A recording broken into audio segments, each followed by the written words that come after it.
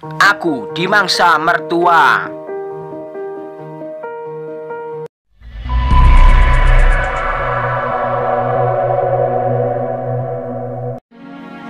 Adam dan Hawa memang manusia yang paling berbahagia di dunia, sebab mereka tak pernah punya mertua.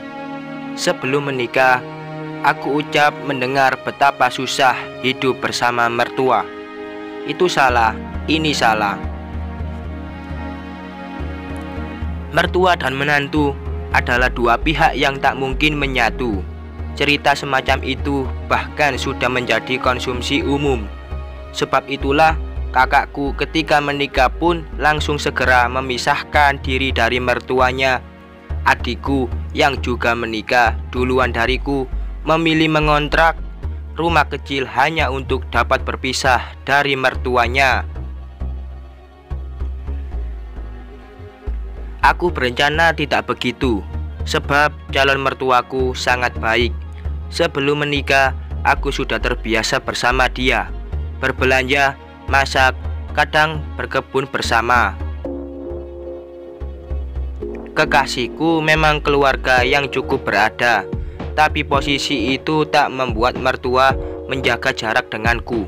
Apalagi Doni, anak laki-laki terakhir, mereka sayangi lebih dari kakak-kakaknya. Aku pun kecipratan rasa sayang itu.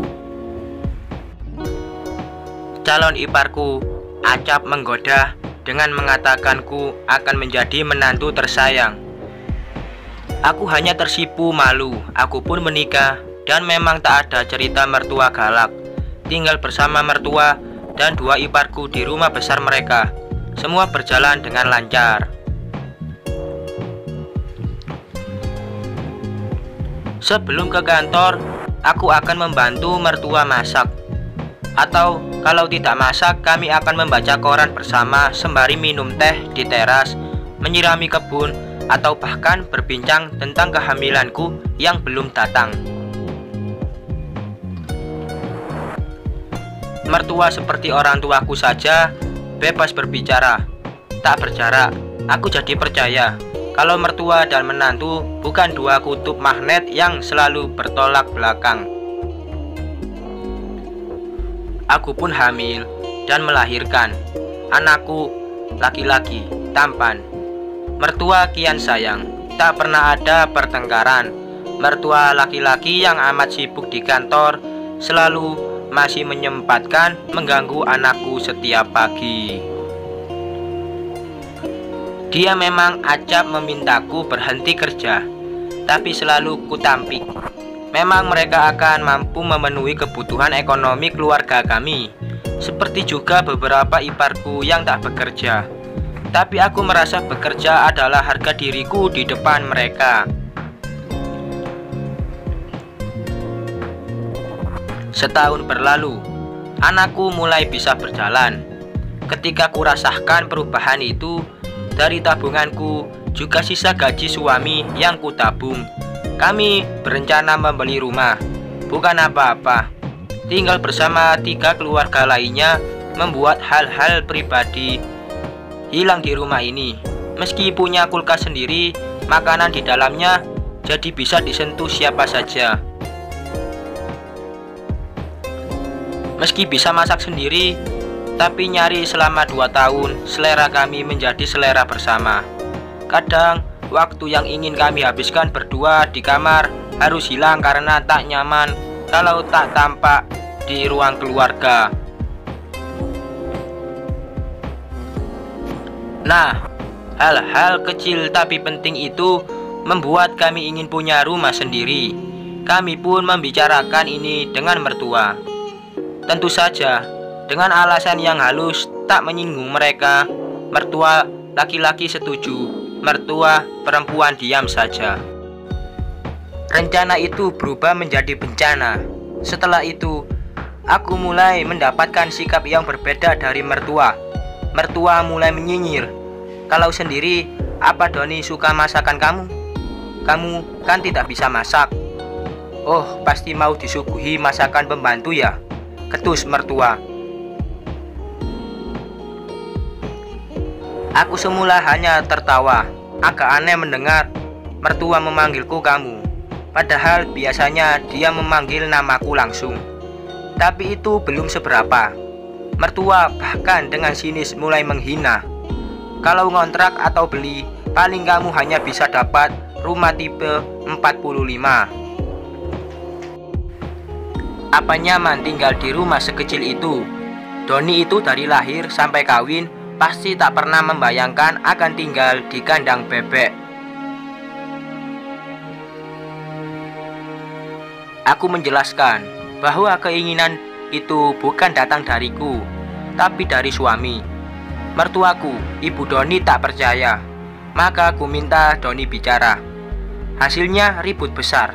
Doni dikatakan tunduk di bawah kendaliku, mulai berani pada ibunya. Lucunya sikap bermusuhan juga mulai ditunjukkan kepada ipar-iparku. Anakku tak lagi mau mereka jaga. Kalau aku ke kantor, mertua pun mulai menolak dan mengatakan dia bukan pembantu yang bisa dititipkan anak sesukaku. Aku mulai emosi. Anakku akhirnya dijaga pembantu. Keinginan pindahku percepat.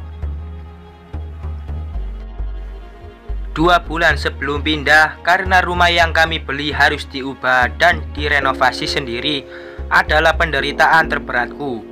Mertua mulai memberikan tagihan listrik, dibayar berempat, jadi masing-masing dapat bagian 1/4, katanya.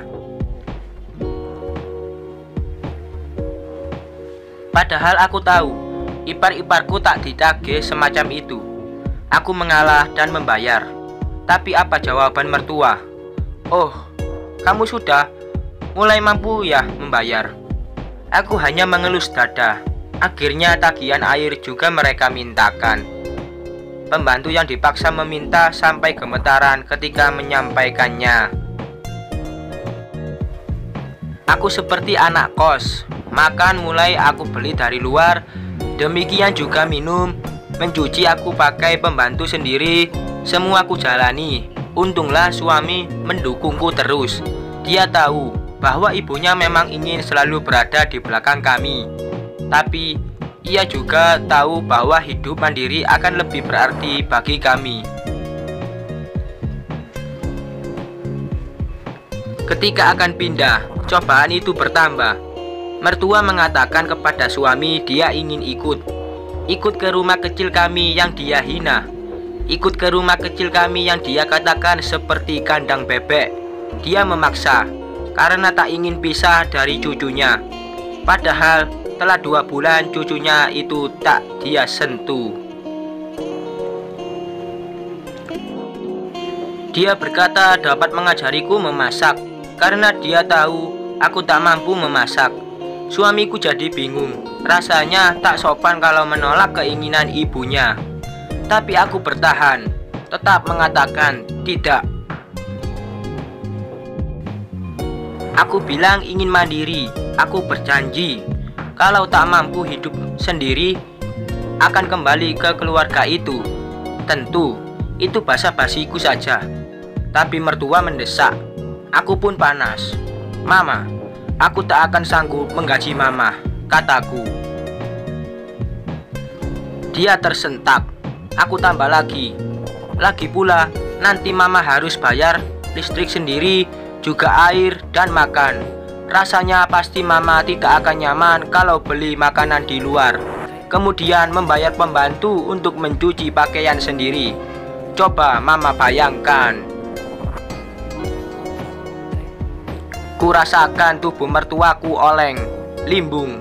Mungkin dia tidak bayangkan aku akan berkata begitu.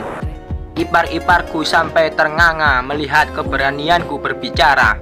Suamiku diam saja. Tapi mertua laki-laki marah besar. Dia bertanya, mengapa aku tega mengatakan hal semacam itu?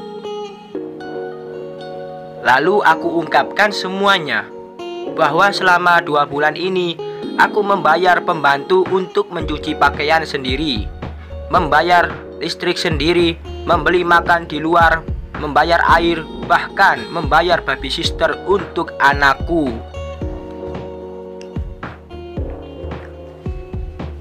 Mertua lelakiku panik. Dia bertanya pada istrinya, menantu-menantunya, dan semua tak dapat membantah bahwa hal itu memang terjadi padaku. Aku ingat wajahnya amat pucat saat mendengar kenyataan itu. Tapi mertua lelakiku memang lelaki hebat. Dia meminta maaf saat itu juga kepadaku dan kepada Doni, dan dengan segera mengikhlaskanku pindah. Papa nanti yang akan datang ke rumah kalian. Jangan kalian yang datang ke sini, karena di rumah ini saudara dan mama kalian telah menjadi iblis semua, raungnya. Aku menangis ketika memeluknya dan berpamit. Papa memang tak pernah mengecewakanku. Begitulah, setelah setengah tahun ini aku hidup sendiri. Tentu ada pembantu di rumah kecil kami. Papa seperti janjinya, setiap Sabtu Minggu datang ke rumah bermain bersama cucunya.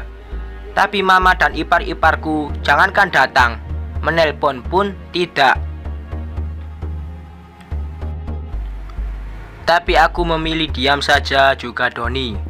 Papa juga memintaku tak usah memikirkan hal itu. Papa ingin yang salah lah yang meminta maaf lebih dulu, yang mulai berkomunikasi. Apalagi sampai kini tak pernah mertua perempuan meminta maaf atas apa yang mereka lakukan kepada kami.